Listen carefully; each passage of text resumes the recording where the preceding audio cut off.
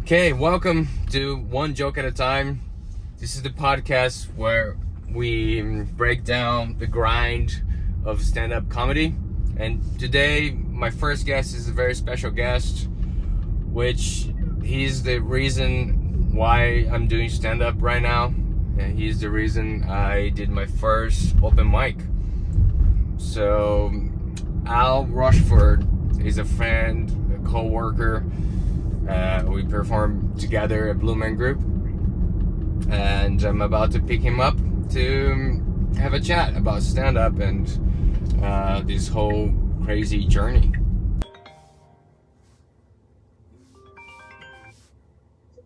Hello, sir. Hello, Vinicius. Hi. Are you outside? I'm a block away.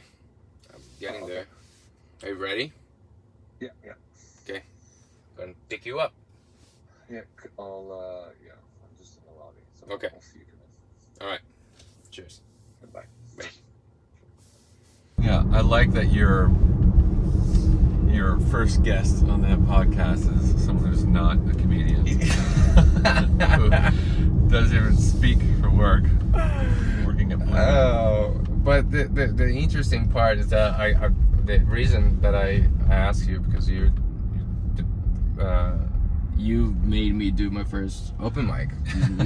I didn't make you. You volunteered. You were just like, I'm going to jump up and do it. Sort of, but you convinced me. Like we were like planning for like a long time to do it, and we, ended up going just to watch. Yeah. But and then you like we actually can do it. Like you asked the guy that was hosting it, which I don't remember his name, but and then I just jumped in without any jokes prepared. Like I didn't have anything.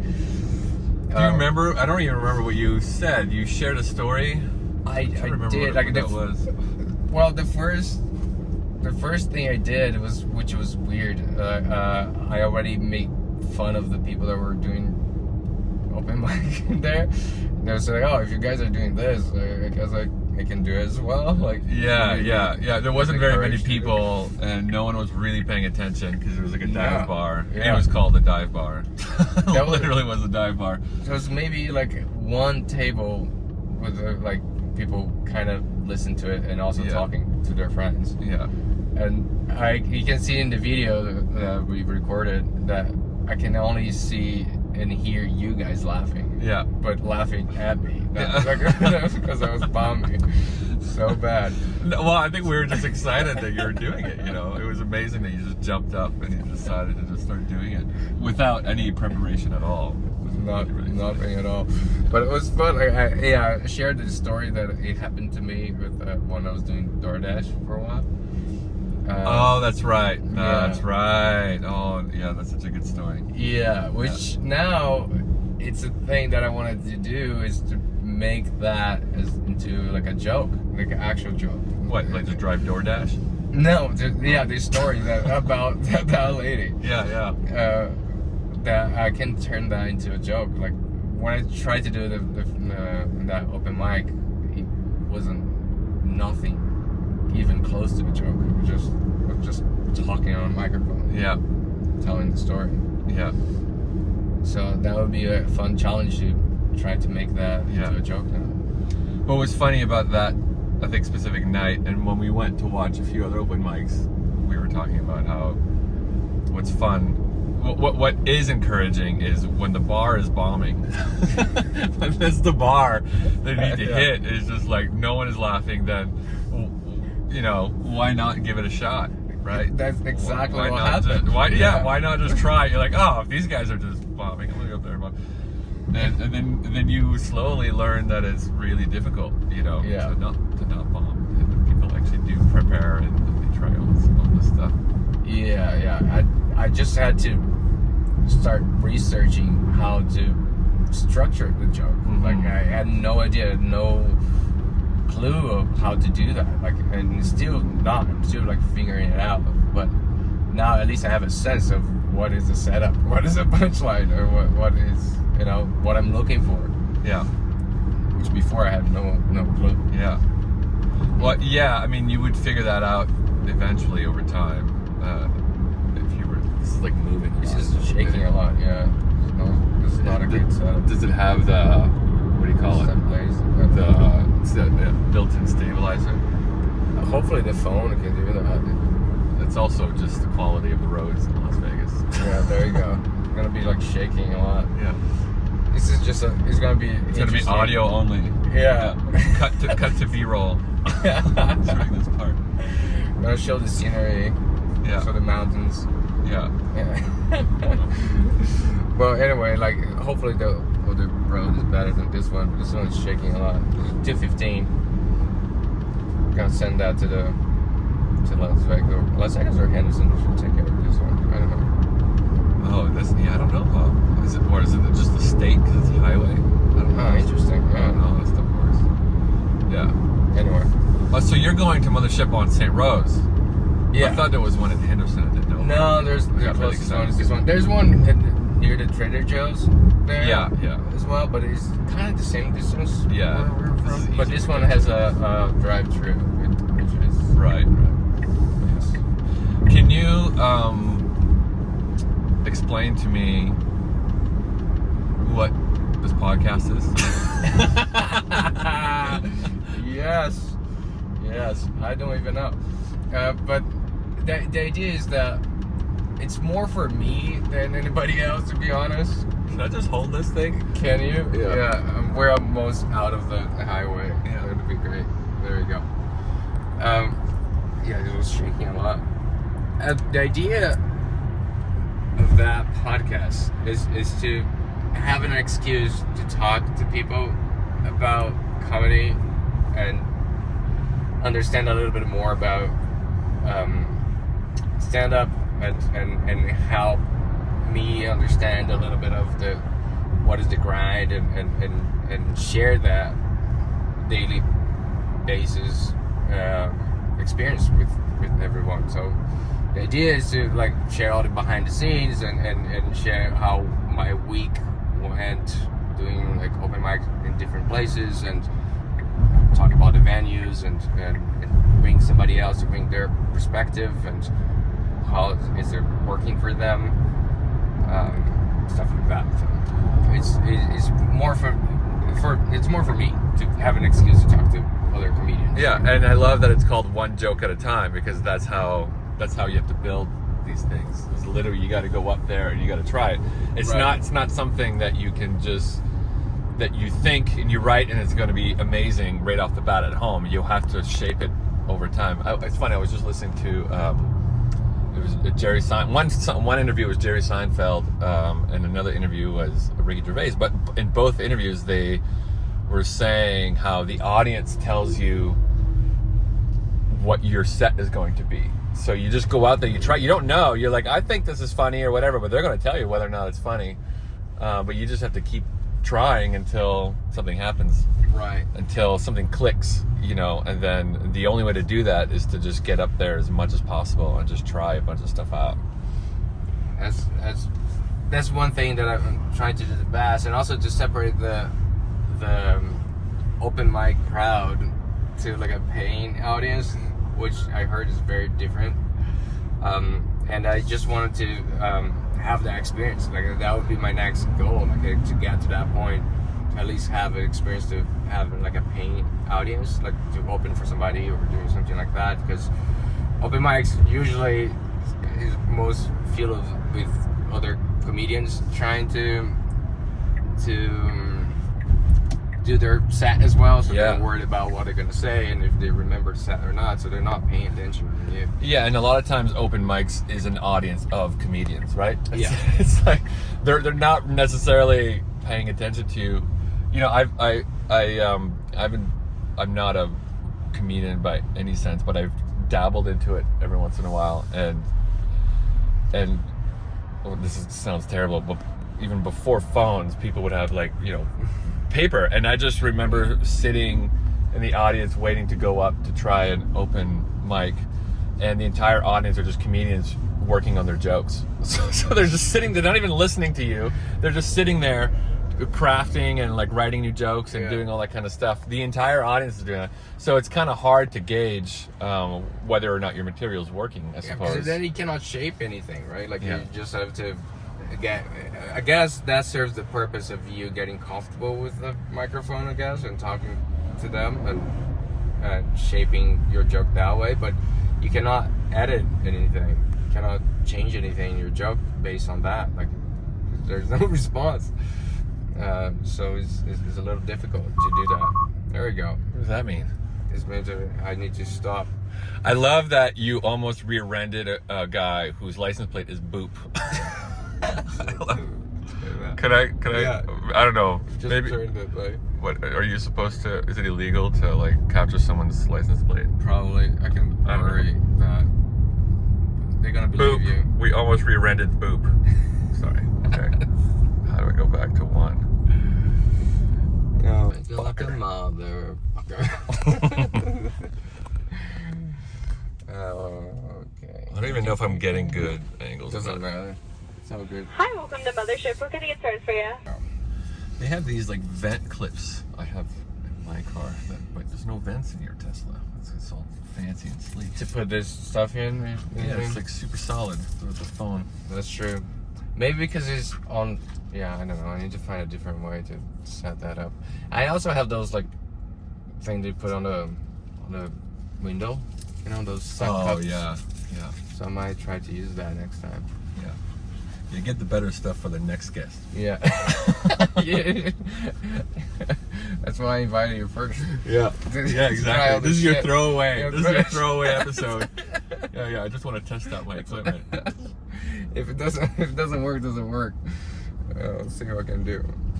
Let's see what I Do you still have the self-drive on this thing? Not anymore. My subscription went out. The free subscription. Free subscription, yeah. Yeah. And I don't want to subscribe again. It's not. I mean, it's cool, but I don't feel like it's worth it. Sorry, Elon Musk. I'm not gonna listen to that anyway. Yeah. Who cares? Robot. You don't need a robot driving you around. Just yet. It's cool. Like I use when I have it, but I'm not paying for it. The cool thing is to park to when I park and it parks by itself. Yeah. And to summon the car. Those Yeah. are the cool things about it. Yeah. And to drive, I don't mind driving it. Like, it's all good. And the highway, it does a pretty good job, like keeping the same lane and Yeah. braking and stopping and all stuff. You hear a lot of people only use it on the highway. Yeah. Right. And changing lane is not that difficult as well. Yeah, you can Right just change your yourself. own lane. Yeah, you just have to, God damn it. you just have to pay attention to what's going on. I remember when, because Tom got his. It was Tom, right? Yeah. He's like, watch, I'm gonna summon it. And he summoned his car, and it went in the I was opposite with you, direction. yeah. Oh, you were there for that Yeah, one? I was there. Was that before you got yours? Before, yeah. He summoned the car, just went around. It went the wrong way. started running He had to after the run after his car. Oh my gosh. Oh, that was really good. Yeah, it was a nice little treat to see that. Yeah. Yeah, I got mine afterwards. We got for the business, but now we're selling the business. That's right. That's right. I Yeah. have to keep the car. Yeah, it's Oh yeah. yeah. But you're not gonna sell this. No, I'm gonna sell the other one. The other one, yeah. Yeah. Oh yeah, because you're gonna live in this one. Yeah, that's the idea, actually. That's cool. It has- I'm excited to see the setup. Yeah, it has a pretty good space, man. At least what I've been seeing, the whole thing turns into like a one bedroom. Yeah. That's basically. Yeah, I saw different setups, so Let's just ride next to this guy for the rest of the podcast. it's gonna sound great. Yeah, it's gonna be like. Sorry, I was trying to get a nice long one. I saw some setups and I need to choose which one. I think I have one in mind already that are gonna do it. I already spoke with the company. They're gonna help me out. Oh wow. Set up. So what, you would bring it in and they would help like. No, we're trying to make like a deal, like, and they'll like give me like discount and affiliate codes and stuff like that, so I can share. So you could do like videos or something and like on socials or something. Yeah. Post on social. It's amazing how much free stuff you can get for just having a podcast. Just document everything. Yeah. That's such a funny thing too. Is the like even what just happened at the Wise Guys event. You're brand new to trying stand up. What did you say? You have like 43 minutes of stage time? Yes, because I'm marking down every minute that I spend doing stand up, because it is a thing that I really wanted to do, to keep track of my improvement and how much time did I actually had, because sometimes you lose perspective. Yeah. You know, and so I was doing that. So right now I have 43 minutes on stage trying jokes. Yeah, which is nothing. Which is nothing. No, but what's amazing is, like, again, to what I was just saying, is you put the work in. You've already done a lot of networking. You put it on your socials already. You're doing this podcast that's going to follow your journey, so everyone can kind of follow along, which helps with your following and all that. And then someone, Lynn, right, from Wise Guys, was just like, "Hey, do you want to come and host or give away an award?"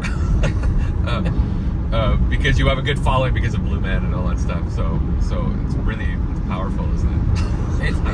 It's having a following. It's nice to have this social media because of that, right? Like it's hard to keep it up and keep posting new stuff and coming up with like content. At least I found difficult. At least what I was doing, because I was doing a lot of stuff with Blue Man, like behind the scenes, and we don't do a lot outside of the theaters, and sometimes it gets very repetitive. Yeah. You know what I mean? So you kind of lose a little bit of what we're gonna do. And once we have gigs, usually I'm doing the gig and the characters I cannot film behind the scenes, so it's hard to get those shots. Yeah. But when I do, it gets pretty good. It gets a nice response from the audience. So I stopped posting frequently, but with this, I'm probably gonna have more content and way more things to share every day. Just do check-ins and talk how it went and all that stuff that I already mentioned. Yeah. Have you noticed on your socials, if your videos, when you're in blue versus out of blue, which ones do better? Yes. Out of blue, playing Blue Man instruments does better. Out of blue playing instruments. So behind the scenes kind of look. Behind the scenes kind of look. Yeah. Does better than on blue. Like I posted some stuff that I did. There's like, for example, like a social video that we filmed or something like that I'm in it. Usually I was like posting as well in my account. It wouldn't go as well as the behind the scene. Yeah, playing like an instrument. That's interesting. Yeah. You'd think people want to see the blue. Right. I'm sure they do. Like you see by the Blue Man channel, right? Yeah, like you see that, like there's a bunch of videos that like went viral and all that stuff. But the thing is that it's a different perspective, right? That they can get. It's before it was never anywhere. Yeah. Right. Like we well. Until you started posting, everything was kind of. Well, I don't know where you're going. I'm going to Boulder City. Oh, okay. Sorry. Yeah. To get to Lake Mead. We used to. But it's a new thing now, because that's what people want to see, and that's how you generate the audience and kind of give them a little bit of the behind the scenes stuff. But you're not posting that in between stuff, right? Like when we're in makeup, half in makeup, that's the stuff we really don't want. Either you're out or you're completely in, right? Exactly. Yeah. I don't share anything in between, because I like to respect the character as much as I can. And which is it's nice that we all try to do that. Mm-hmm. But it's a thing that it's fun for them to see that we do like rehearse. We have our time to work on stuff, and we're performers. And, you know, even though the character is very magical when they're watching it. It's a lot of work to maintain the character. For Yeah. Sure. And to do the show, definitely. Yeah. And which is a fun gig to have. Like I have a great time doing it. And stand up is a different thing that I'm trying to pursue now, because I just feel like it's a new challenge. Yeah. And I like being on stage. Yeah. But it's a completely different thing. And one big part of me was that, like, every time that I say that I'm a performer, and then people are like, oh really? Like they got, are you? Like they got confused. Or Wait. When you do stand up and you go on stage and you say that you're a performer? Is that what you're saying? Or no. Oh. Like, you're like, oh. People on the street, like, or let me friends, not follow you on Instagram. Yeah, people that don't know me, like, they're okay. like, oh, are you? Yeah. Are you a performer? Like, and they always think, when I say that I work in theater, they always think that I'm working backstage or something like that. And one person even asked about my accent, like, oh, so how do you work with their accent? Mm-hmm. Yeah. And like, well, there's this character that doesn't speak. It's a lot of preparation for that. Yeah. And then when I say, like, well, I work for Blue Man, and they were like, oh, that makes sense. I'm like, yeah. Holy shit. Yeah.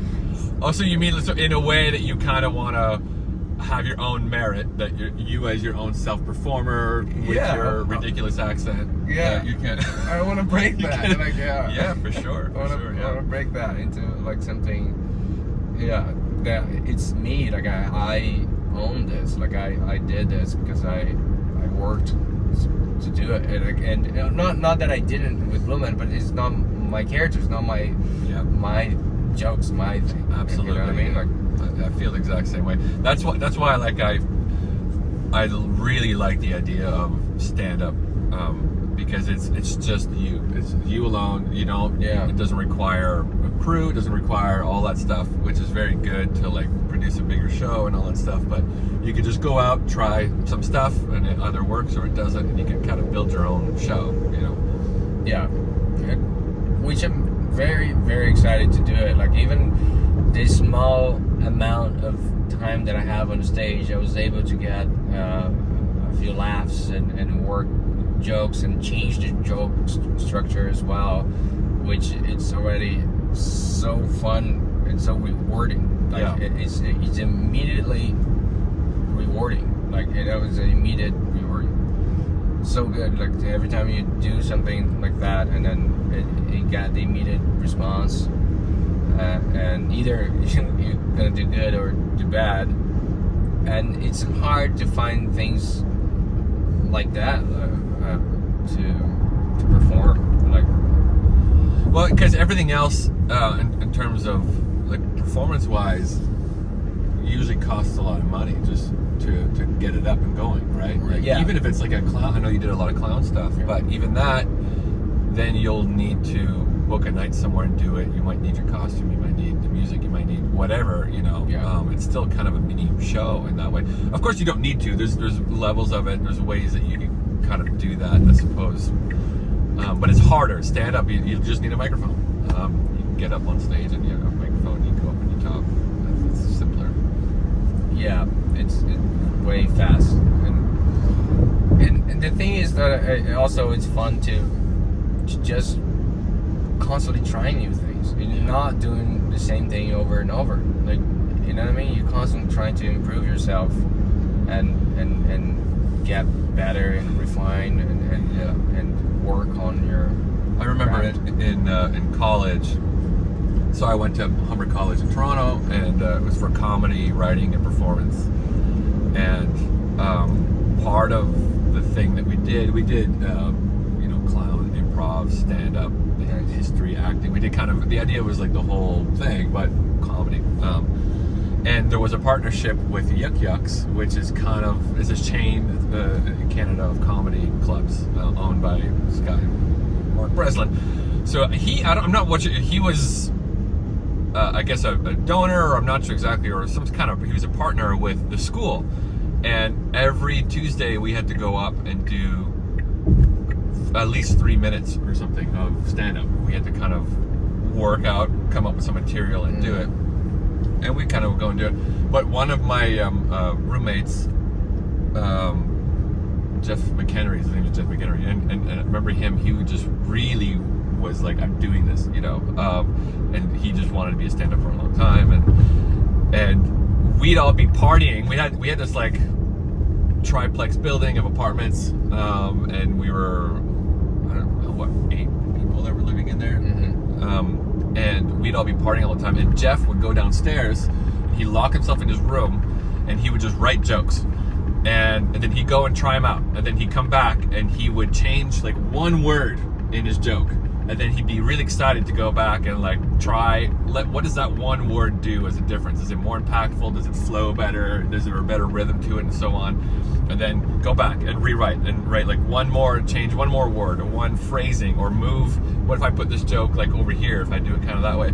And I just thought that was really, really cool. And it's very similar to, you hear Seinfeld talk about that, like he kind of does the same thing. It seems like he's very particular of the rhythm, how many syllables it takes to get to his jokes and all that stuff. So that's the only way you can do that, is by going up and trying. You go home, you try it. Okay, that didn't work. I'm gonna try.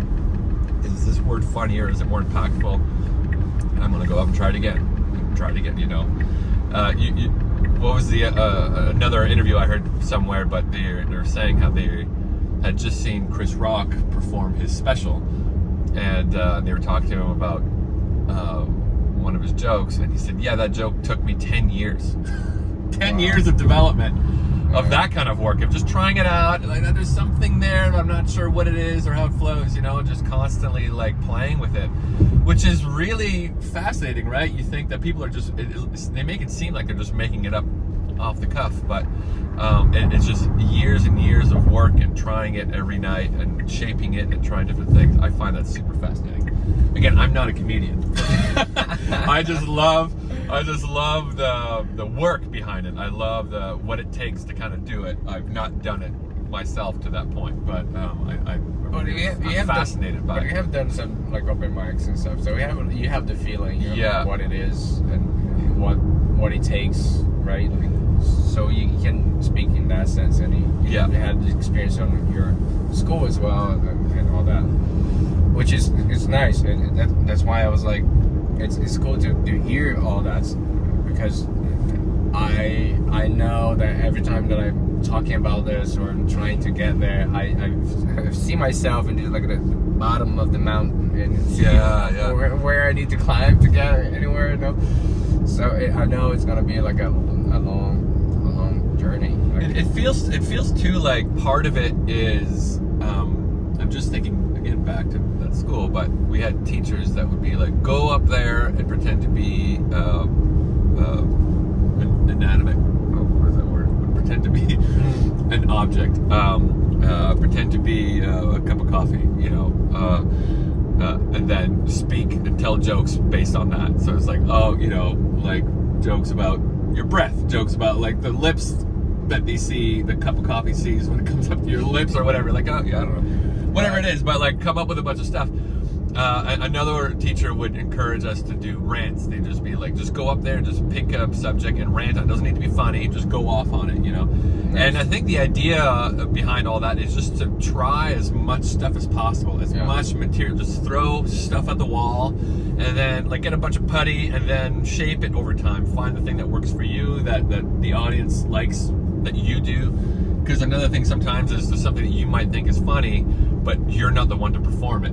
Possibly, right? Like maybe you're not able to translate it to the audience in a way that someone else can or something. So you need to let the audience inform you of what's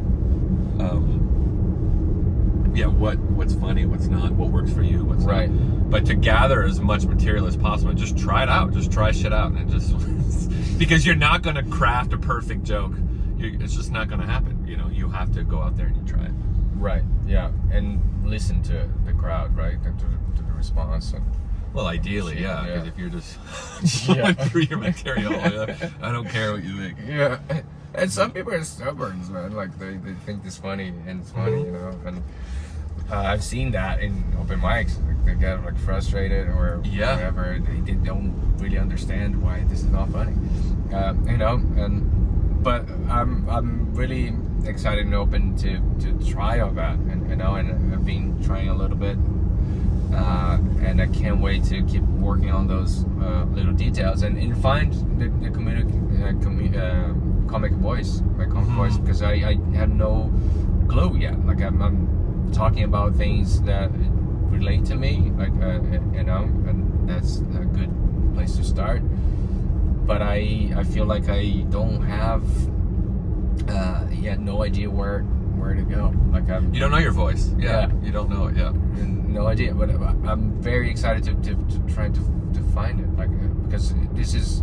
I feel like it gives you so much freedom, and just by doing those jokes and trying to work material now for me to do open mics, it's already giving me so much learning about myself.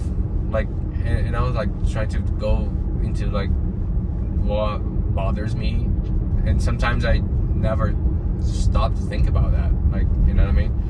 And just by stopping and thinking like, oh, okay, yeah, this bothered me. Why this bothers me? Yeah. Like, and then you kind of like a therapy, therapy. Like you're going through like a therapy. And I think that's what it is for a lot. It is for a lot of people. You know, all that stuff. Like back speaking of all that and finding your voice, but I think of Steph Tolev, who was another roommate in college, and now she's doing really well, obviously, but she didn't have that specific voice of what she is now, all the stuff that she's talking about now, all the bodily things in her podcast and all these different things. But she used to just she used to talk about family stuff and like just things that were personal, things that she knew, but it was just by kind of trying a bunch of stuff out, and she realized that when she talked about this stuff that she was really fascinated with, it resonated with people, and she was talking about things that seemed like you shouldn't talk about, and then girls were just like, yeah, I that's exactly right, they felt like they had a voice finally. So she found a big following there, and she blew up, and she's kind of doing her thing now, doing that kind of thing. But it's through years and years and years of trying and trying things, and then listening, like you said, to the audience and the feedback, and then realizing what works for you. And I think for her it is therapy. She just goes out there and just lets out all that rage. Yeah, it can be very helpful for sure. Like, and I'm just thinking a little bit back or what you said about the podcast, to explain what a podcast is. And one of the reasons that I'm doing it is to help me to practice the thinking, the speaking. Oh. Yeah. For real, it is. Yeah. Like, even though it's funny, but it is. Like, I need to be better of articulating myself and thinking on my feet. And like, I mean, to be able to think a little bit faster, especially if I want to talk to the crowd. So this is a great like exercise for me. So this is going to be a good workshop to be able to talk and think a little bit faster and come up with things and in the moment. Which, by the way, I want to go back to you just tackling things. So when you joined Blue Man, you didn't speak any English. Nothing at all. You did not speak. You had a translator to take you through your audition process and the training and all that kind of stuff. When I met you, which was, when was that, 2014 or something like that? Yeah. You spoke, you could speak some English, but you were definitely really frustrated with not being able to express whatever you wanted to say or all that stuff. Yeah. And to hear now that like you're gonna do stand-up is mind-blowing. You know what I mean? Like even just the English language you've tackled and you've conquered. It's really, well, conquer, we'll find out. But but you can do it. And the idea that you can now go on stage in public and tell jokes and riff in this language that you learned 10 years ago, is unbelievable. That you've only had experience with for 10 years is unbelievable. And now you're gonna add on top of that this challenge of trying to write jokes. and being a comedian is incredible. Yeah, you understand the how the jokes, the comedic timing here is different than Brazil. Like all the jokes and stuff like that, it's very different. Like the sense of humor like is different. Like but I had a great class, a great workshop, which was the dressing room, like the Blue Man. My dressing room, yeah. It's awesome. Like it's full of like great like performers, very talented, and everyone's very funny.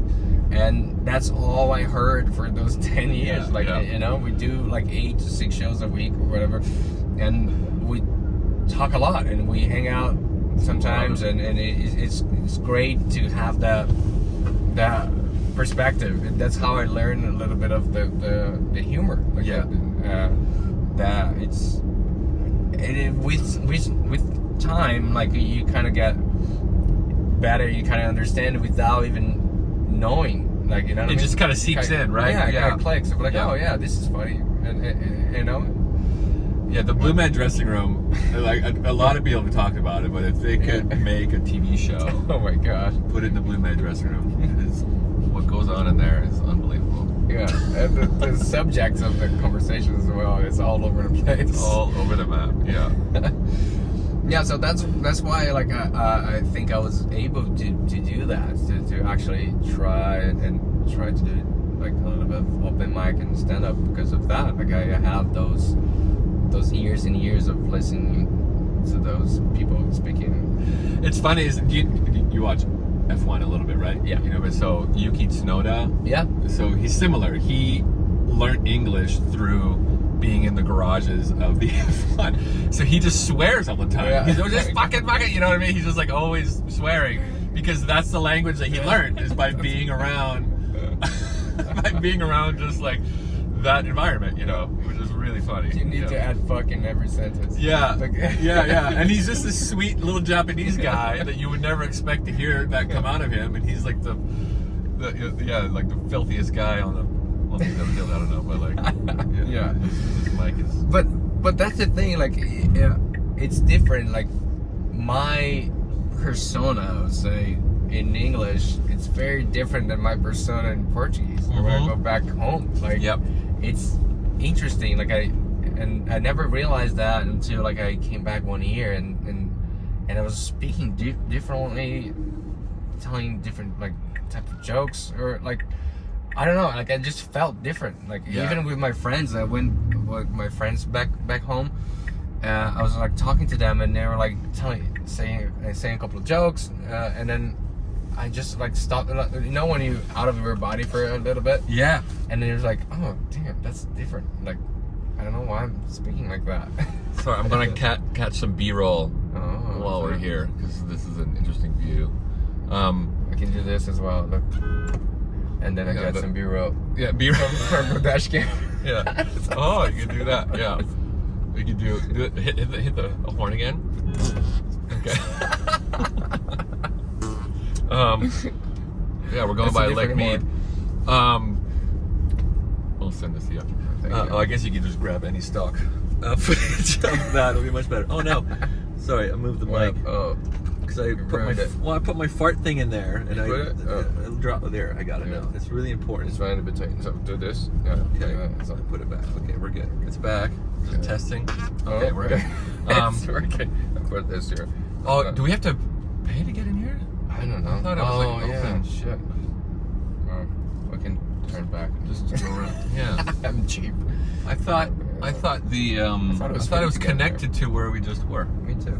Well, you can go down, but I mean, it would be really bumpy for your camera. God, yeah. My camera's already struggling. I probably cannot use that for YouTube, which is fine. Unless it stabilizes. Yeah. Somehow it's stabilized. I hope it does, because it does have the motion, whatever the motion blah thing attached to it. But I'm not sure if it does work in a regular recording, or if you have to select that. You know what I mean? I'm gonna turn around. Oh, I see what you mean. Yeah. If it just does it automatically or not. Yeah, because I don't know.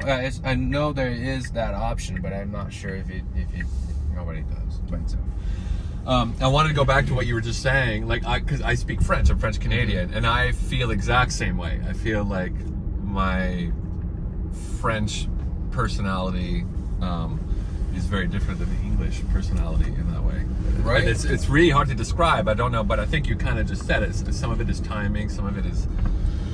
I'm not sure what it is, but but I think the way speaking that other language just makes you feel different. Yeah. I don't know how to describe it. Like it's just the words that you use to describe things are different. Yes. So by that alone, it changes everything. Yeah. And because it changed the timing, changed the way you structure the phrase, changed the way you express yourself, and it's fascinating to see that, which is so cool to think about. You have different personas. Just by opening your brain to a different language. Yeah. Yeah. I've been fascinated by that for a long time. I mean, Japanese is also very similar. It's very different, and there's I don't know what it is, but it's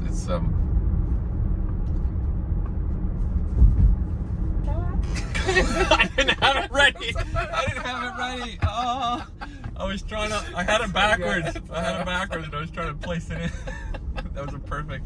That's exactly why I brought this. It's for like times when it's just kind of like I can't finish my thought, and I'm just like, literally a brain fart.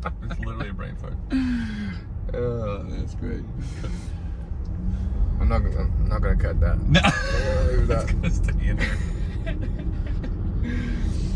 Oh, that's great. The thing is, I don't know. Like I know.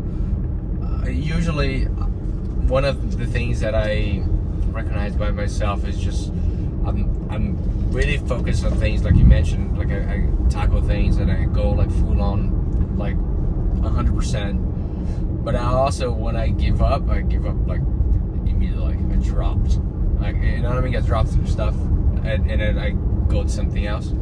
But not because it's just too hard or something like that. If I lose interest for some reason, you know what I mean? If it's not for me anymore, like I'm easily, I can convince myself easily that I'm like, okay, this is not for me. Yeah, I'm gonna move on. That's good. That's a healthy thing to have.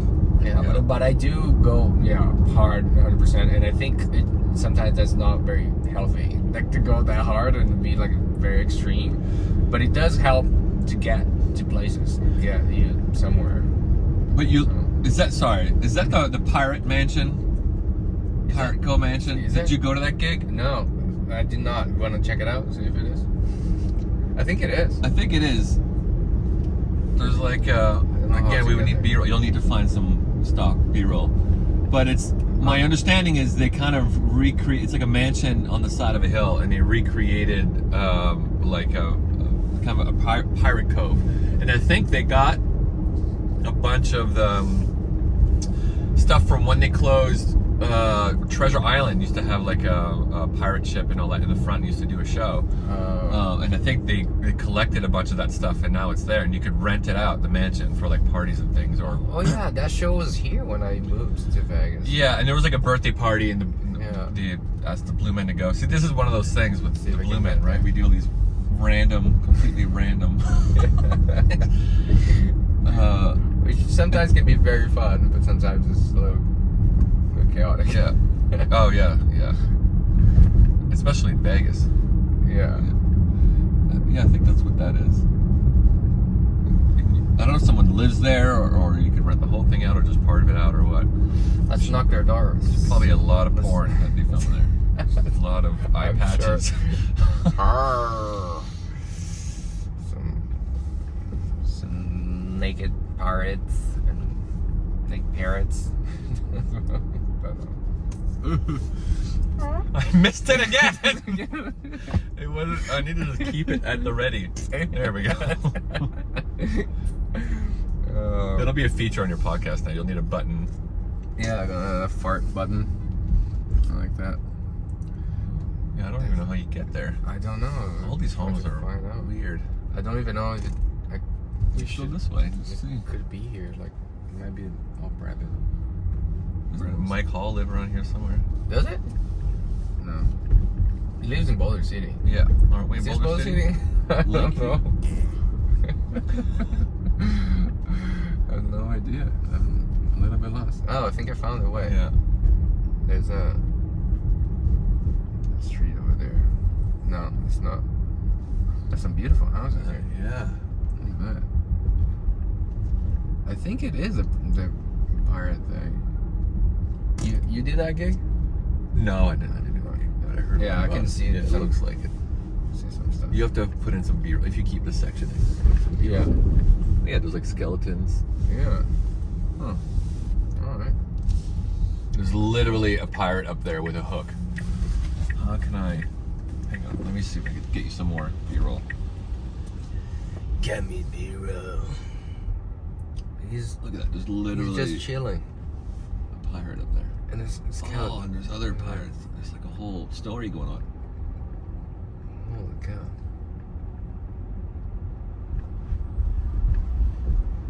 Look at the size of that skeleton. Look at that skeleton. That's what happens if you stay in the sun too Yeah. long here in Vegas. Yeah. Vegas heat. And inflation, you know what I mean? You can't. Oh, we could go up There's there, the but I don't private think property. we should.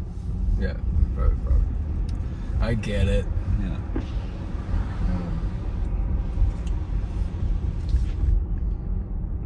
Now I need to find a way back. Yeah. Well, that card just came in from somewhere. There we go. You missed it again. I get so. It's like, It's like look a like an little- old fart. Yeah. It's the kind of fart that you want when you're in a public space. You're just like, I Yeah. hope it doesn't make noise. And then one sneak up on you. And Yeah. a lot of noise. Oh, yeah.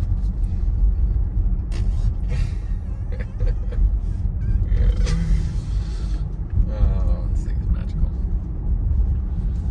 Oh, so happy with that. these cars are like an interesting spot. Vegas is so full of these random patches of fascinating spots.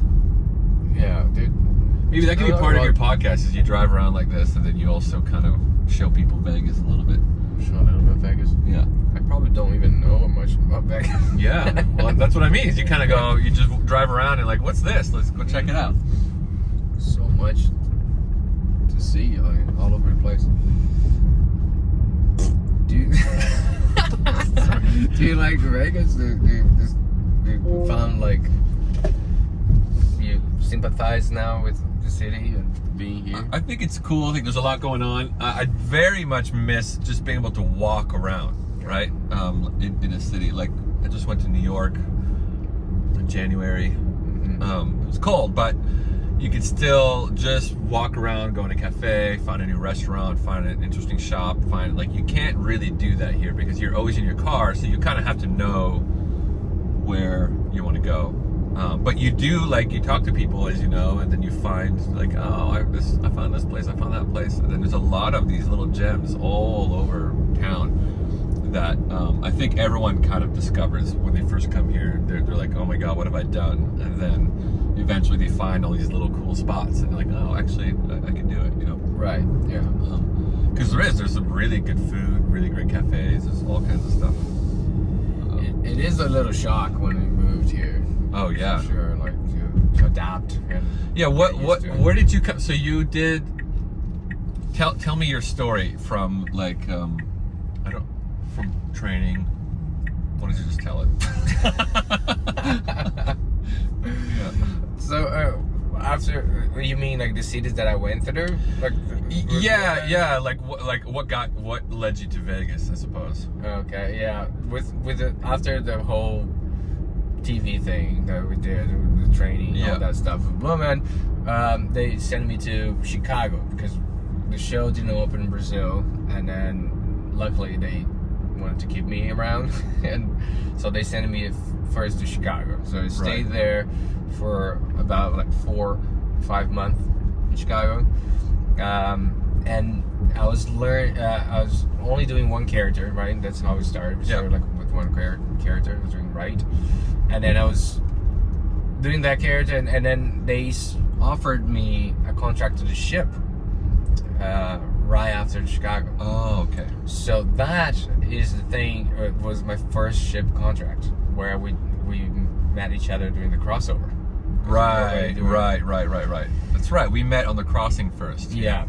So The crossing, for the viewer or listener, is we would do ship contracts on the Epic ship, Norwegian Cruise Line's Epic ship, and we would do like 4.5 months, but there would be a week where both casts would overlap.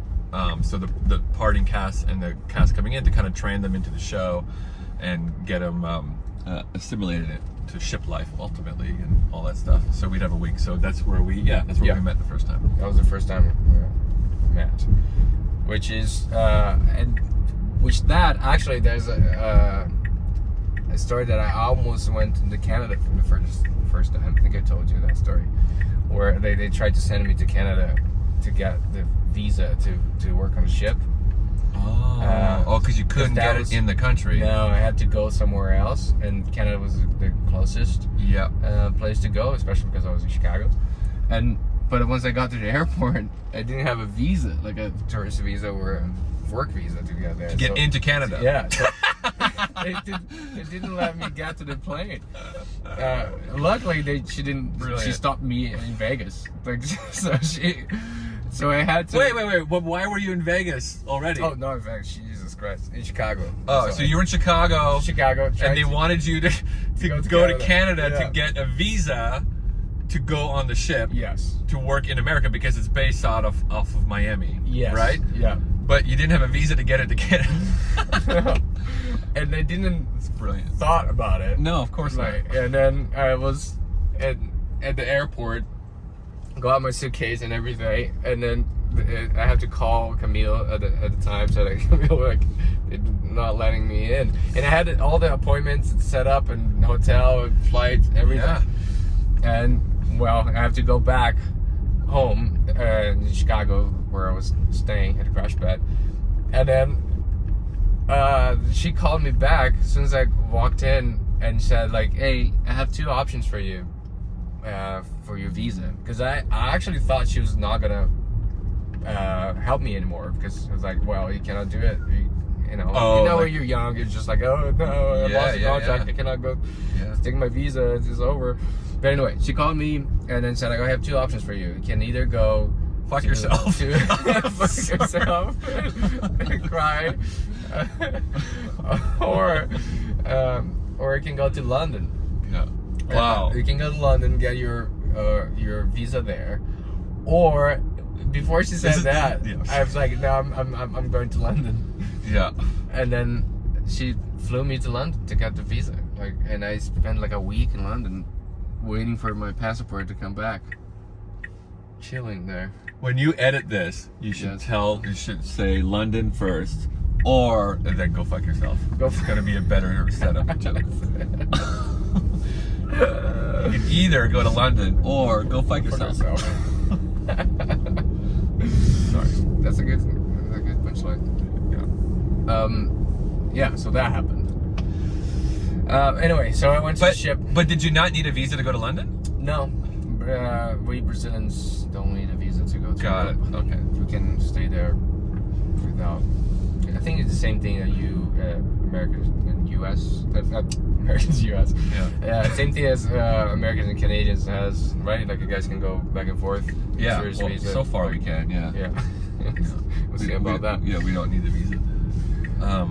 So it's the same thing. So that's why they did that. So I went to the ship. We met each other, and then after my ship contract, I went to Boston, stayed there for 6 months. Oh. And my visa expired, and then I went back to Brazil. That's when I was working. After Boston, I went back to the ship. That's when we did the ship contract together. From Boston.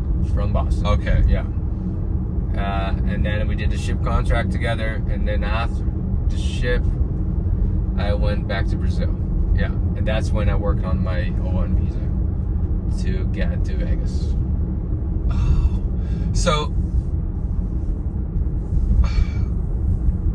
Where in that was? Oh, got it. So the Brazil show was before even Chicago. Oh yeah. Got it. So from there, that's when all that stuff happened. Yeah. Got it. Okay. And then you got your O1 visa. Got my O1 visa, and then I went to got my contract in Vegas. Yeah. In 2015, and Yeah. and then I stayed here pretty much all the time until I went shortly to the tour, Yeah. and then I came back. I'm here since then. Yeah. Yeah, but a lot happened in that time frame, because I did a bunch of commercials in Brazil as well for Tim Right. company in Brazil, and I was traveling a lot. I was very lucky to get a contract and never stop working. Yeah. Just like constantly From the beginning. getting work. Yeah, from the beginning. And again, learning English at the same time.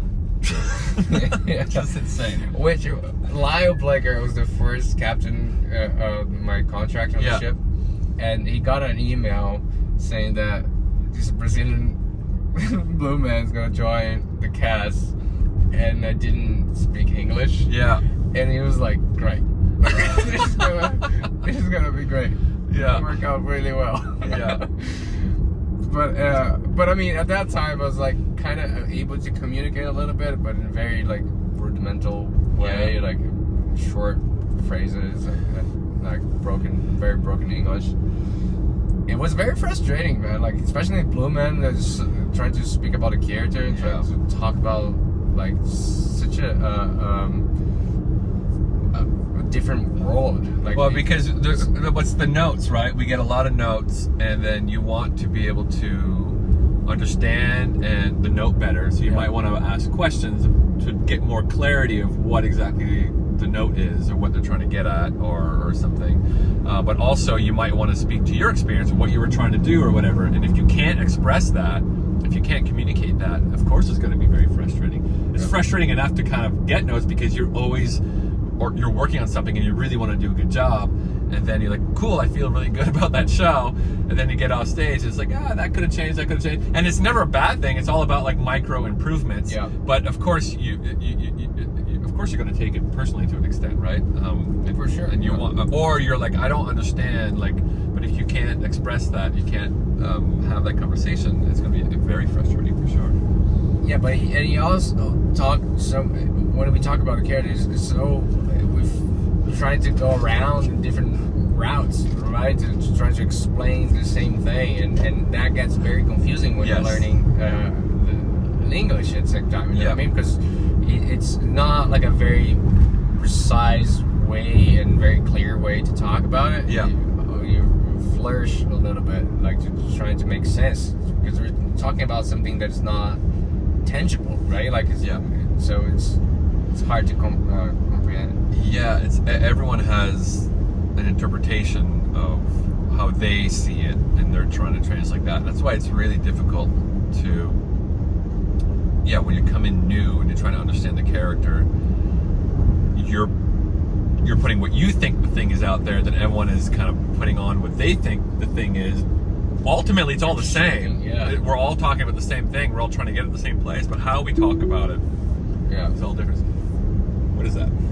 It's just to keep me in the lane, so I don't need to turn, for example, right now. It does by itself, so it keeps me in the same lane. So, So there is a little bit of a self-drive. There is, yeah. So that's why I said it was a little bit pointless, the other one, because it kind of does the thing. It does a lot. You know? But it won't. Is it accelerating and stopping now? He does. Oh, you don't have your foot on the ground. No, if it gets close to gas, no, it's an electric car. So what do you say? Foot on the I don't know. accelerator. Just, Yeah. accelerator pedal.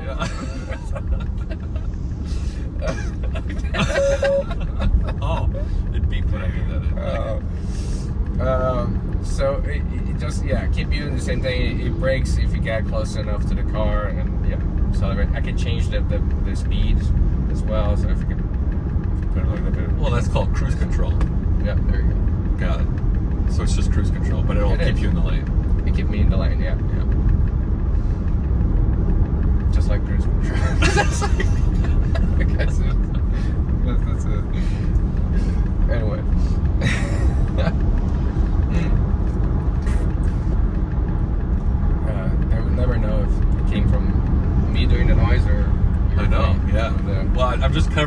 that we're drinking coffee and maybe something's actually going on, but that way you won't know if it's. I can't believe I bought this thing. This thing doesn't stop shaking. Yeah, speaking of reviewing, don't buy this fucking clamp thing for your phone. Oh my god. What a terrible product. The thing is, we're just bouncing all over the place. The video is gonna look like shit. Yeah, it's good, because I look like shit, so you don't want to see it. You don't want to see this face. Oh my god. But it's fine. That's why I'm doing this. To learn and delete the episode. Yeah. We could refilm in a year or something. Yeah. Yeah, we can do it. That's really funny. So, I guess back to the topic of stand-up. Do you have, like, a sense of what you're going to try? Like kind of topics that you want to try? You mentioned earlier you want to talk about that DoorDash experience, which is really funny. Right, yeah. But what is like, what is the vein, I guess? So right now, like, I have like a set list. Like, I have my I'd say like a solid 5 minutes that I know it works. The jokes that I tried before, I'm sure that I can shape a little bit better. And, but I kind of know more or less what I'm working on, and I have like 15 minutes of jokes that I'm working on trying to shape it. Yeah. So between that, it's I'm talking a lot about Brazil, like, because that's where I'm from, and the difference or the perspective that we have from there, and what people think Brazil is and what it actually is. So I usually talk about that. I open my set with that. I have some jokes about my appearance. Like, sometimes I joke about my baldness, and or the fact that I look like Joe Rogan, like I said, like, without steroids. That's one of the jokes that I have. Yeah. And it's stuff like that. So, and then from that, I turn to the being an immigrant here as well. Like, I have some jokes about that. Working for Blue Man, I have some jokes about that. So the thing is, I have Kidnap me. Now I'm kidnapped. Vinny's kidnapping podcast. He interviews his he interviews his kidnappees. That's victims. That's what I'm looking for. That's a good Vinny's victim podcast. How was the candy I gave you? VVP. Vinny's victim podcast. Yeah, VVP. Yeah. VVP. There you go. I like the short. Another one. Talking about bullshit. Yeah. So yeah, I'm trying to find those topics that I can talk about, and also see what annoys me. Like I mentioned to you before about comparing dogs with kids. Yeah. And so I have that topic on a ramp, which is really that's like such a it feels like something. There's a lot in there, but you just need to figure out how to unpack it by talking about it right on stage. Exactly. Do you think you're gonna try early on, like reaching out into the audience and talking to guests, like crowd work? That's one of the topics that I wanted to talk about. Crowd work? No, the dog thing. The dog with comparing dogs with kids, and that I think would be a good way to talk to people and get some answers. Yeah. Like, if they do that, or if they don't, or what they think about it, and stuff like that. And what I learned, which I didn't realize that it must be like a very rookie thing, but I always thought that crowd work was in the spot, like that you do that just in the heat of the moment. Yeah. But you actually don't. Like, I'm sure there are stuff that comes out naturally and work on, because we never know what they're gonna talk about, but you kind of can have like a sense of what they're gonna say based on if you give them short answers, like yes or no, or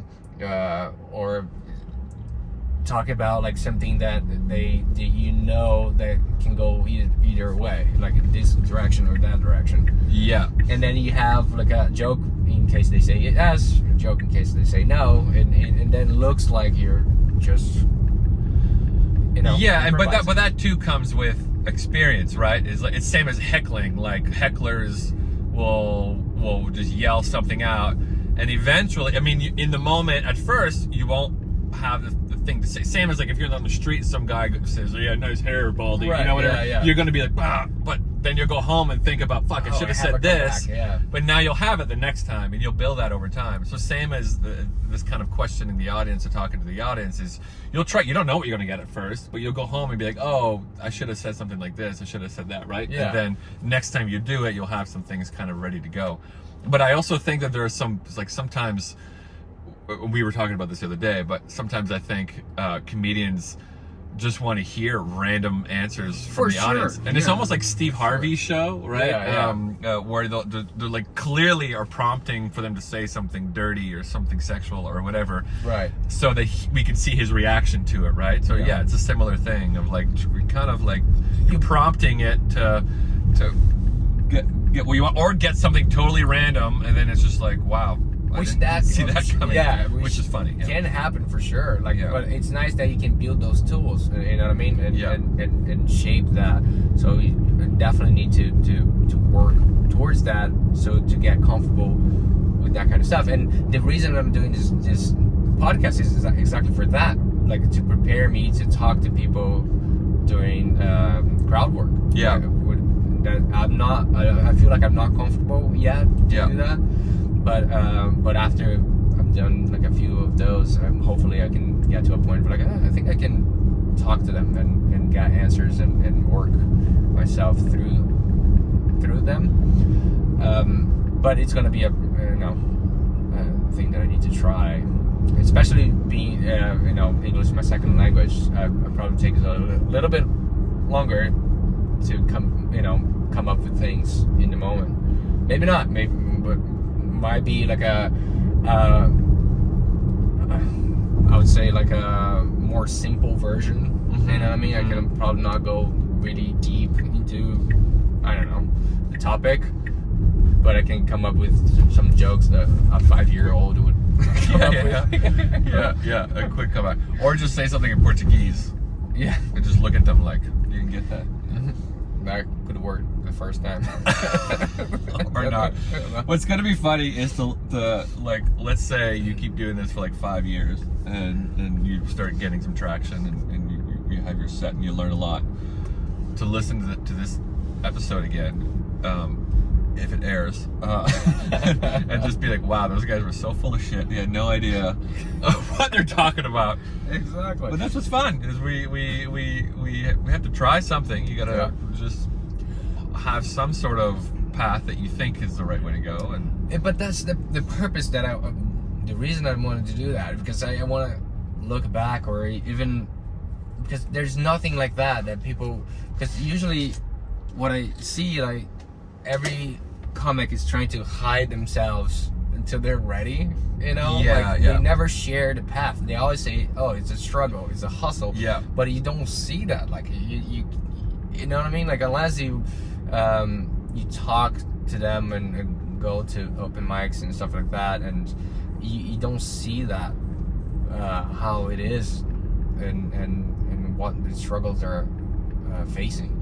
So that's what I'm trying to show a little bit of what are the struggles, what is the issue that we face when we're trying to do something like that, and how much can we improve in such amount of time. Like for example, if I'm gonna give me a year, how much can I get from that year? How much can I improve and have that documented? Yeah, that's very cool.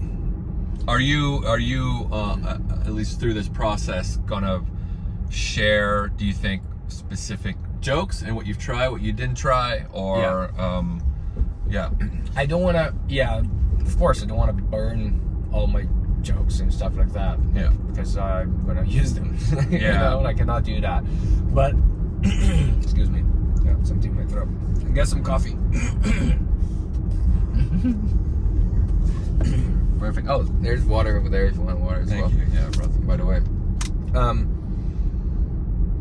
I don't want to burn through all my jokes, but I want to talk about, for example, if I have a subject that I'm talking about, and if I found something new, a new angle, and something like that, I want to be able to share that. Like, and be like, oh, this time I did open mic like this. My joke structure was this, and now I changed this way and moved this part over here, and it did that and worked, and or didn't work, and I missed this. So it's more about really sharing the experience and what went well and what didn't. You know,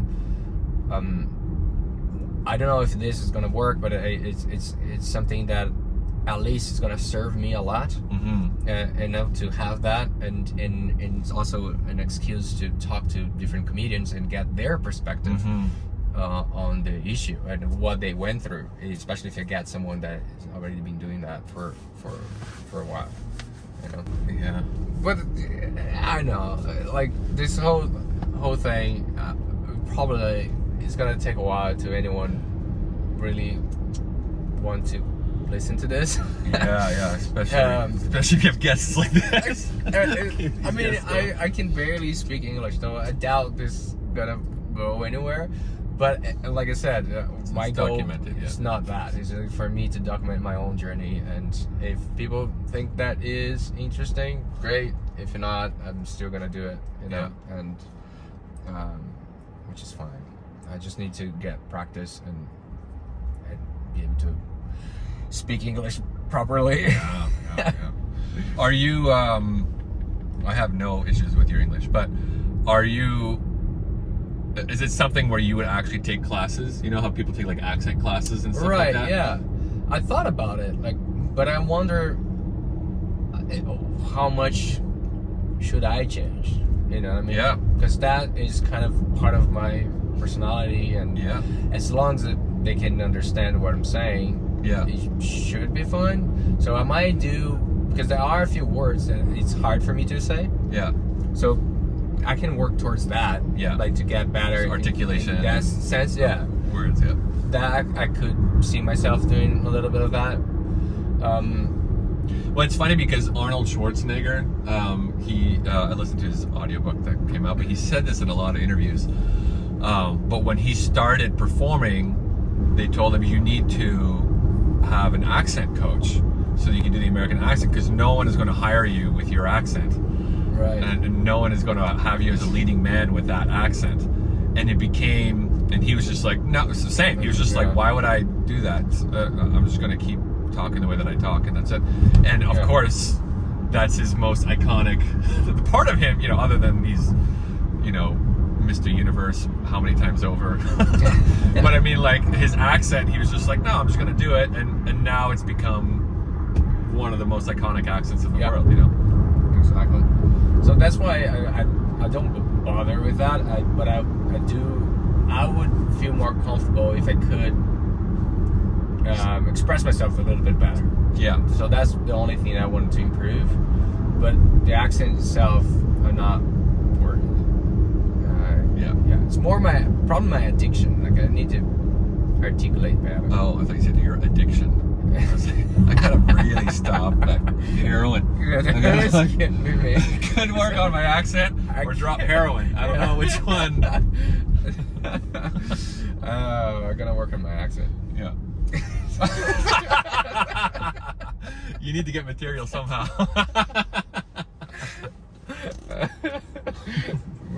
Keep my creative mind going. Yeah, keep the creative mind going. Yeah. Well, you could articulate your lucid dreams. Yeah, there you go. As long as I don't die in my own throw up. Oh yeah. This bridge was built in 2005. Thanks for the info. In case. I'm not sure if that makes you feel safer or not. I mean, like, as far as bridges go, like, what's a good age of a bridge? I don't know. Take a guess. I feel like 20 years is a long time for a bridge without maintenance, right? Like, John Mans, yeah. Well, do you think they did any maintenance? It doesn't look like it. no, it is Vegas. Yeah, to work on this bridge, they're gonna shut down Spring Mountain, the whole other side of town. Shut down the roads over there to work on this. Cones everywhere. They're gonna stop the strip. Yeah, I like that we're referencing like as if people know where we are. You didn't mention what bridge they were talking about. Yeah, we don't even know what bridge. Yeah, we're on the east side of Vegas, the southeast side, and Vegas is known for construction all the time and cones being on the road for absolutely no reason. So the joke here is that they would put cones on a road the other side of town because they're working on this bridge. It's a bad joke. You should it's not even a joke. It's not even a joke. Well, that's something maybe you can work on. You can bring it on stage and just see, is there a way to phrase that way better? Now they're explained, it's gonna be much better. Yeah, but if you don't have a punchline, just do one of these.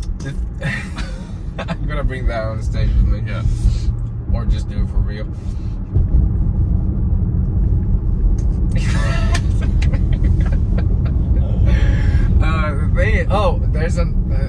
There's a thought, like I would say like a subject that I'm wanting to work on, and there's no joke yet or anything.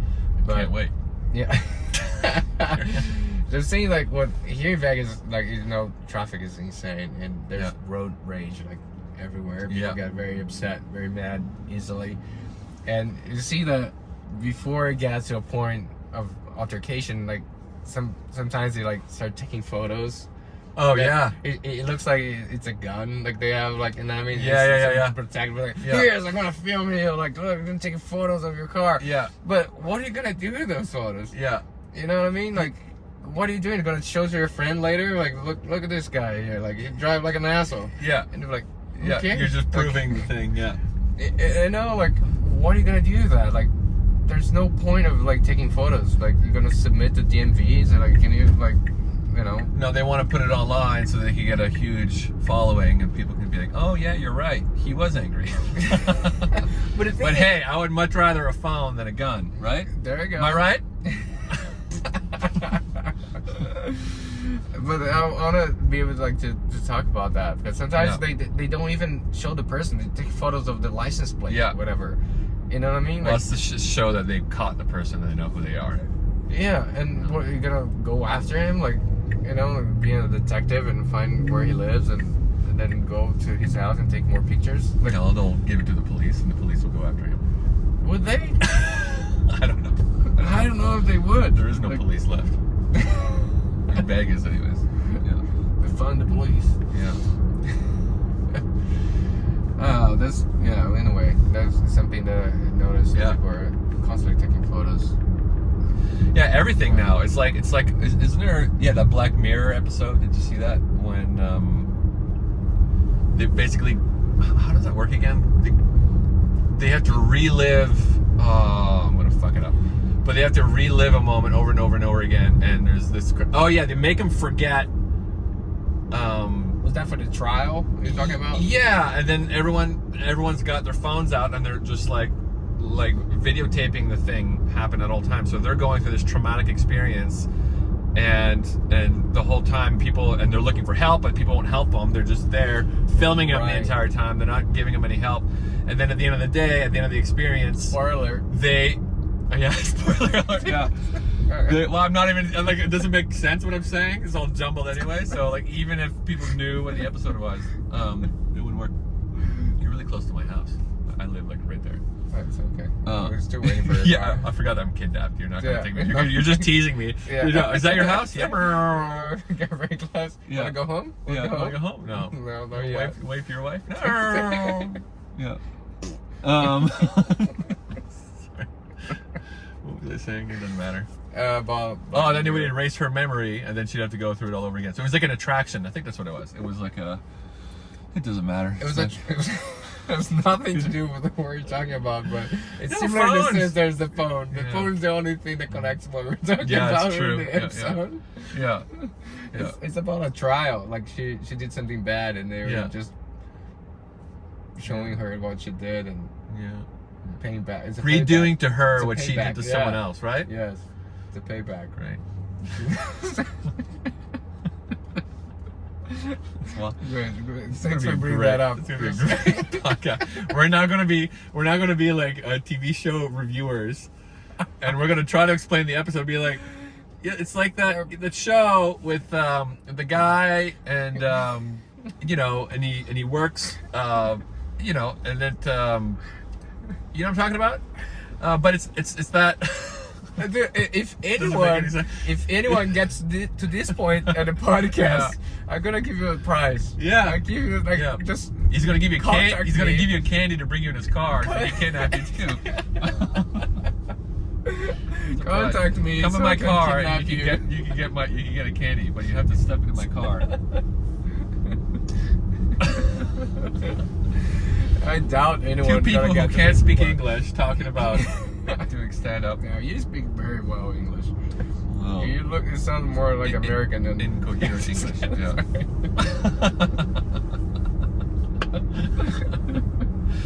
Oh, I'm Canadian.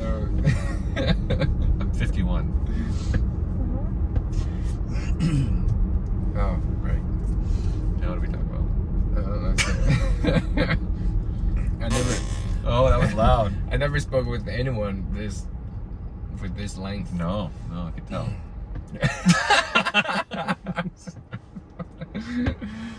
Very introvert. Okay, Yeah, like yeah, I don't. introvert. I'm not very social. What's the battery on this baby? Oh, So wow. 80%. Yeah. Holy shit. And was it charged last night at the house? I charged 100% to do this because I didn't know how far would we go. So it's pretty good. I like that all the models kind of look like Cybertrucks. And I think it's just to tease you. Like they look at these other ones look like shit. Like these ones look, I don't want that car. But next to you, it's like, oh, it's like the Fleet, right? It's like again, no one's going to know what we're looking at. I'm pointing at a screen that you can't see. In my car is the one that looks nice. It looks the best, yeah. I like how well they do the shape. We're talking about the whole like 3D 3D sensor rendering. Yeah. the street The traffic. Tesla has, and I like how well they can check the cars. You see that van that just passed? It was a van. Yeah, can It's a you? car. I heard something Or is it- earlier. Yeah. It does, right? So when light goes green, it does a little ding to Yeah. tell you. Mhm. Brilliant. We don't have to look at it. And where you're going, you can just keep looking at your Can't phone. look at and the just start phone, so driving. I don't have to do anything. Yeah, just keep driving. Bing, I gotta go. Yeah, I don't even have to look up.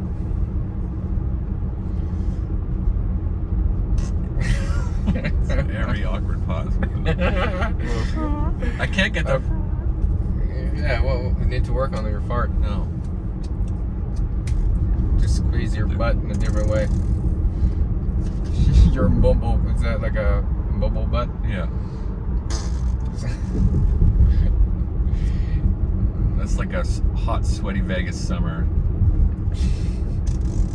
Oh my god. You had too much coffee. It's like you can literally edit an entire episode of just these noises. Fart noises. Just It'll fart just noise. be- And it would be enough. Yeah. That's all. Be better than all the stuff that we talked about. But yeah, that's so good. Like, cause it's no pressure. That's that's what I like about this. Yeah. It's no pressure. Like we don't have to do anything. It's gonna be a lot of editing. A lot It's of gonna work. be a lot of work. Yeah. I'm just gonna throw it to like an AI. Oh, yeah. Tell them to edit for me. Yeah. Does that exist? I don't know. Oh. You could have AI build one for you. There you go. I What know. does that mean? Telling me to stop again. Oh. I think I'm a moron. Oh. Well, This one doesn't No, say brother. boop in the front. yeah, we lost that guy. And this is on at all times, so you can just choose to put that on. No, it's on all the time. I can choose where to put So it. you can see people behind you. Was that the side of the car? It's side. Oh. It's wherever's is your blind spot. So if Oh. I'm gonna turn that way, that one turns. Oh, so it's one you put your signal on. Yeah. Got it. Yeah. This is all new, I think, this area. Ish. I don't even know where we are. I'm seeing. Well, we know that bridge was built in 2005, so. We're in the isolation zone. Like this. Isolation zone.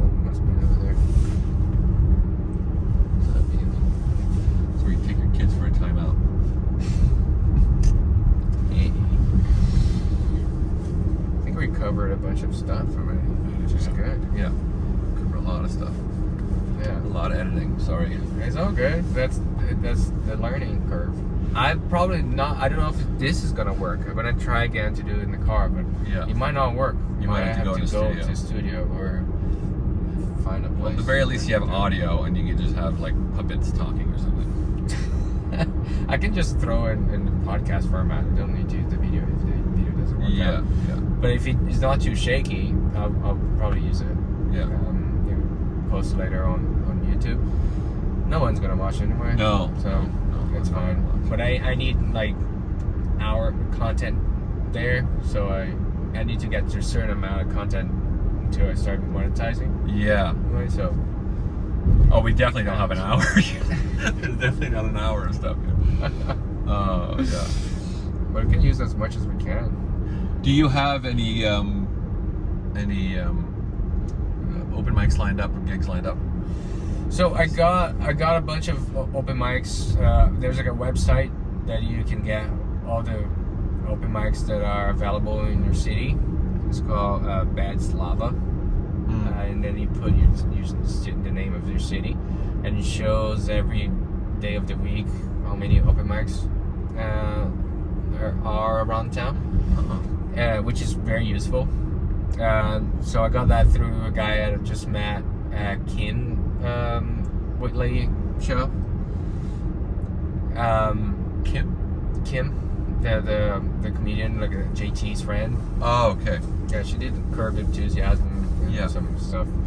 So I got that website with this guy, which is very helpful and show everything here in Vegas. And I checked LA. There's so many, so many stuff, so many open mics and places to do, which is great. So I'll probably go there at some point. I don't have anything like lined up yet because my family's still here and I'm taking it easy. I'm getting all this set up ready, YouTube, podcasts, stuff like that. And once they are in Brazil, I'm gonna start doing as much as I can on my days off, trying to balance Bloodman and stand up. So I'm gonna. That's the plan right now, and then I'm gonna be posting a lot of content. So probably this won't go live for a while until I get some stuff. Because I don't want to be playing catch up, you know. I want to have a few things. And you also don't want to post too early, and then people, because it's going to be a huge hit, and then people are going to be like, "When's the next one coming out, Vinny?" I'm sure they're going to be very excited. They're going to be really excited for it, and then you'll lose that momentum. Yeah. So I can't do that. Can't disappoint all the followers, all the fans, the 3 fans. Gonna be all the mom, views are just going to be us watching it over and over. Friend and all of your parents. That's it. Yeah. I'm kidding. My mom's not gonna I'm not gonna listen to that. Well, she doesn't understand English, so. Yeah, I'm sure it's because of that. Does she? I was trying to make No, a she joke. He didn't doesn't. laugh. I was like, oh, I hit a sensitive spot. Yeah.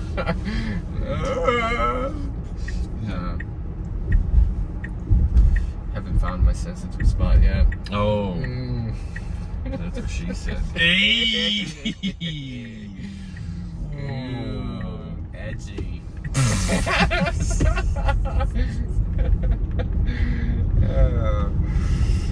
Yeah, so I'm gonna try to find it.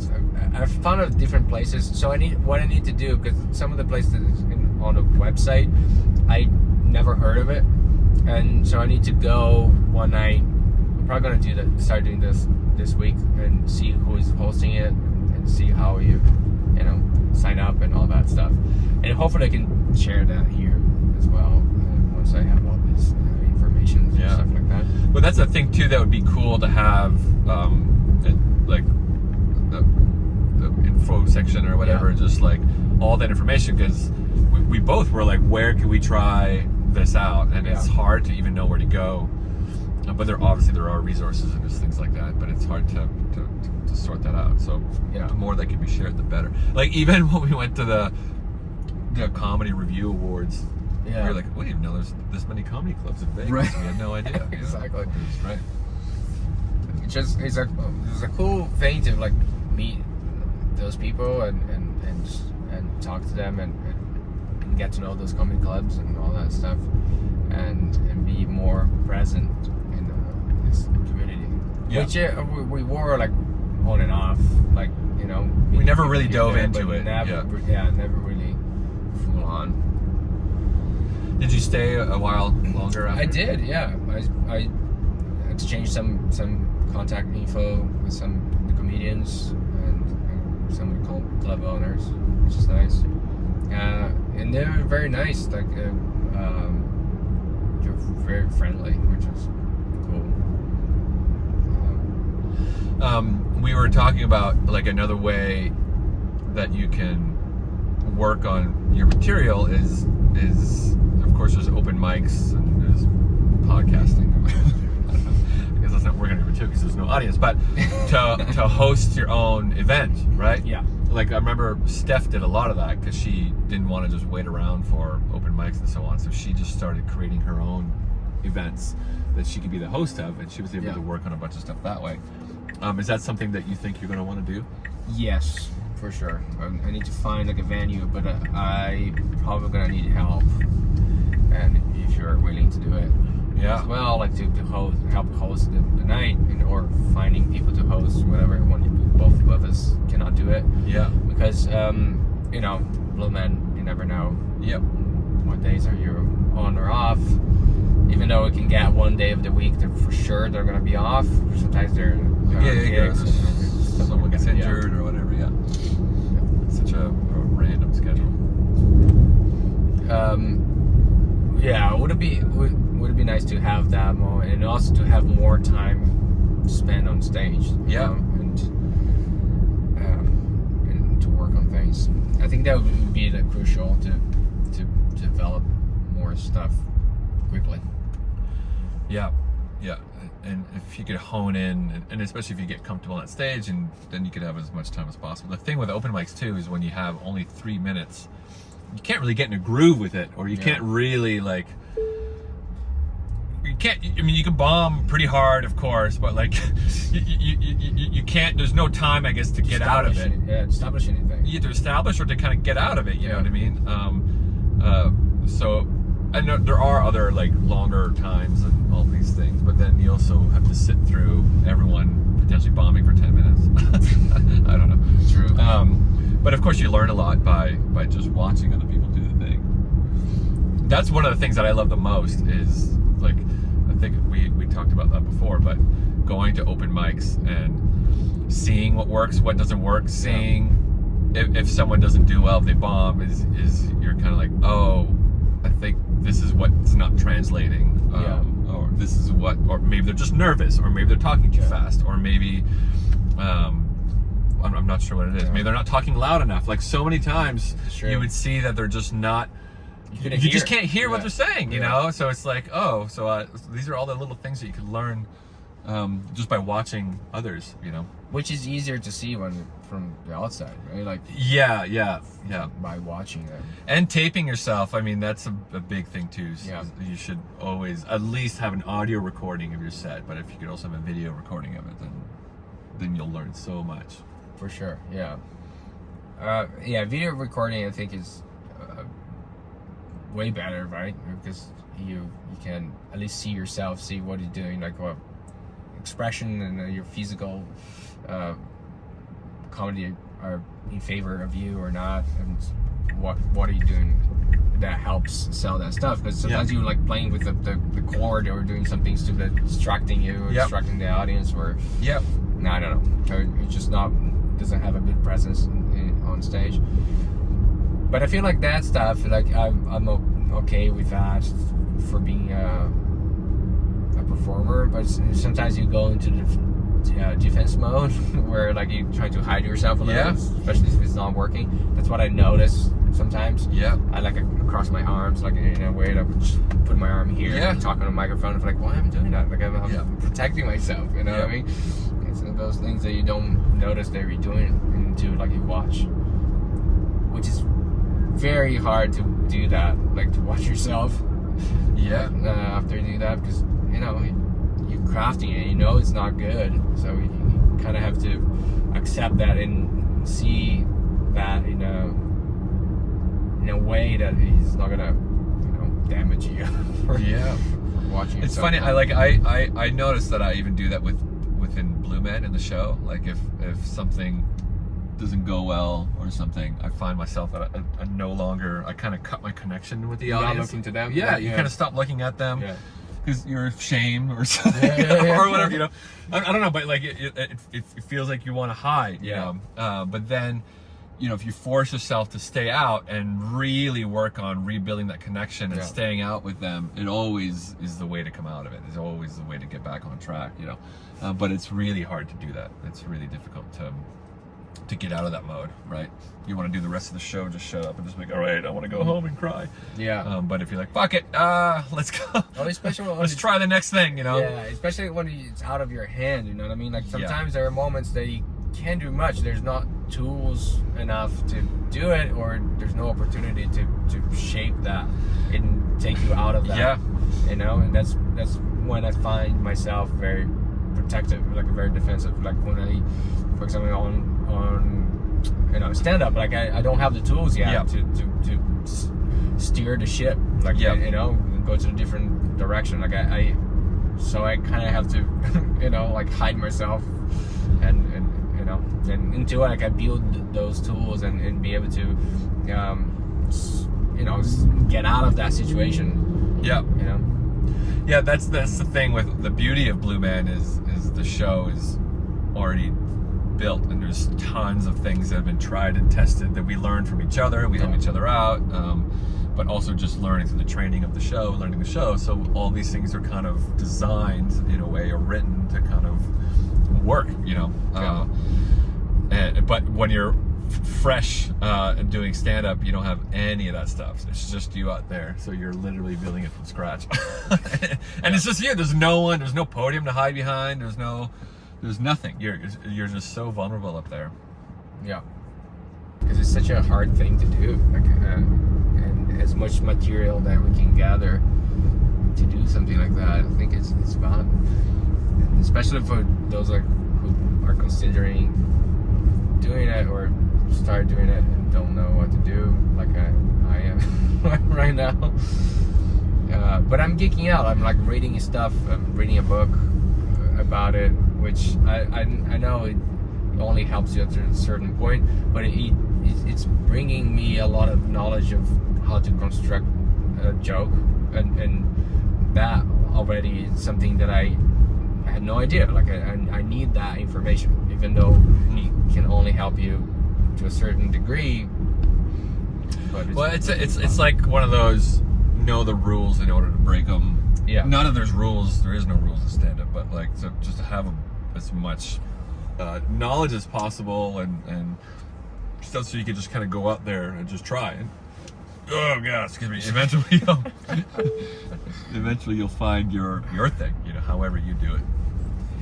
Yeah, but it was nice to see that, like shortening the joke, like and all that stuff, and what I didn't realize in some of my jokes that I learned from that book is that sometimes in my setup I had more than one subject, and I didn't know how to separate that. Like I didn't know that, for example, I give you a piece of information, and if I add anything to that piece of information to talk, for example, I went to my mom's house and she lives in blah blah. It's already two subjects. Because he already gave the piece of information that they need, unless the joke is about where she lives. You should not bring that up. There's no point. Yeah. Which I had no idea. Like, it's too much filler. It's a lot of filler, right? Yeah. So you can trim that and only have what's important for the joke. And sometimes I after I read that, I went back to some of my jokes and I was like, oh yeah, like why this is here? Like I don't need this. Like all I need is this. This piece of information that serves the punchline. Anything else is just extra mumbling. And that's the hard part. Sometimes there's a lot of fun fun things, but we fill it with mumbling because we're nervous or what the hell's going on here. We're waiting for that. So we're The waiting. guy's waiting for me. I'm waiting for Yeah, him. yeah. Like, Polite off going on. it's more politer. Politer? Is that a Politing a politer. Yeah, I don't know. What it is Lighting now. up the lighter? Politer. Okay. So many things here that I didn't even know existed. Yeah. We tend to mumble, and that's part of the. I mean, again, the Seinfeld kind of crafting. How I mean, not everyone goes to that extent, but he'll sit there and craft. And Norm Macdonald, I think, was the same. I think he really wanted to know exactly what he was going to say and practice it and kind of time it out in that way. So to eliminate all that stuff, so you know exactly what you're crafting. I mean, like Anthony Jeselnik is like what a great joke writer, right? There's no fat on that stuff at all, and it's just word for word, exactly where he wants to take you, and he's sending you in one direction to then hit you, across the face with something totally different.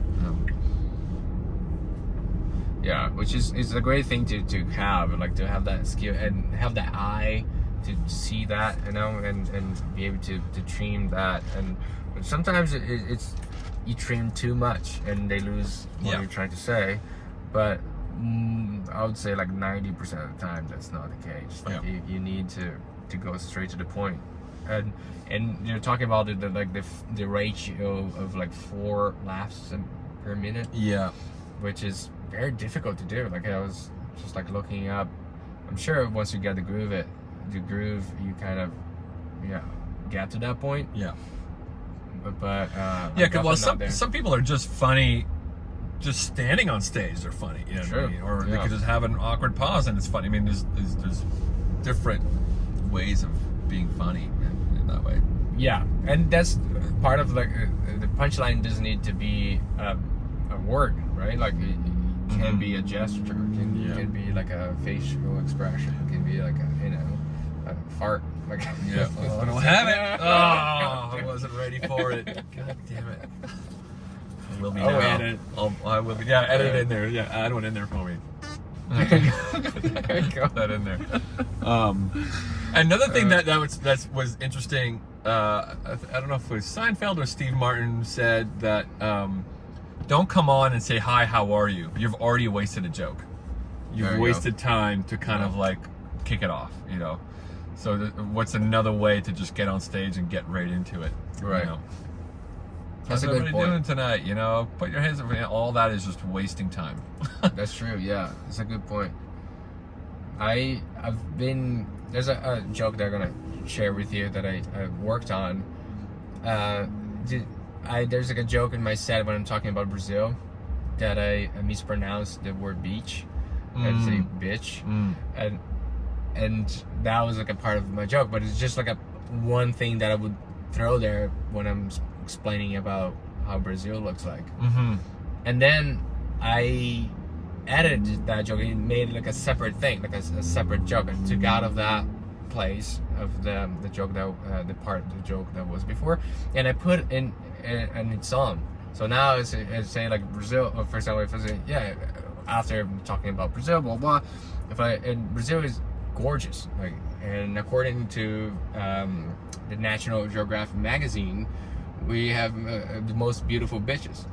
You know what I mean? So it gives like the idea that you're talking about one thing and then like throw the curveball. I need to try that and see how it goes. But it's something that I was like, okay, so how can I form Are you already establishing that you mispronounce beaches as bitches beforehand, or no? No, this is the first time. That was the first time I'm talking. Like it would be like one of the opening jokes. Like because I'm presenting myself as Brazilian, blah blah, and I have one joke here and there, and then it'll be the. I mean, you could take that. I mean, you could go like the bitches are, and then keep going. Warm and and whatever. However you can say well groomed. Whatever whatever the thing would be. To show that I didn't realize that I misspoke. Yeah. So it sounds like, yeah. I mean, it sounds like you're talking about bitches, women, but then you go, no, beach. Sorry, beach. Yeah. And then later you could say beach when you meant bitch or something. And go back, circle back. Yeah. That's a great point. Let's see if my car's ready. You see anywhere? Well, I mean, I'll take any of these. Just to wrap it up, thank you so much for doing this. I know it's a pain in the ass to do this, especially like the first trial, being the guinea pig.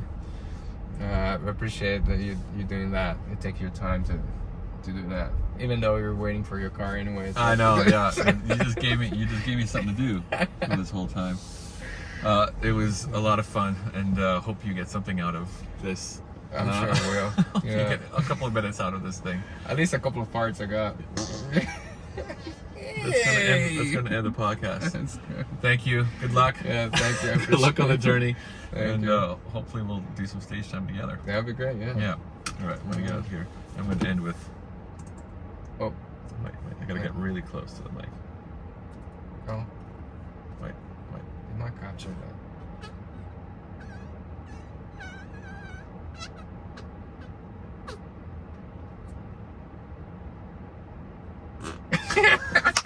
There we go. All right. I'm out. This was Alain Rochefort. Thank you so much for doing it again. Appreciate you guys for watching all the way to this point. And I guess I'll see you guys in the next episode. Thank you so much for watching, and let's keep going one joke at a time. Cheers, guys.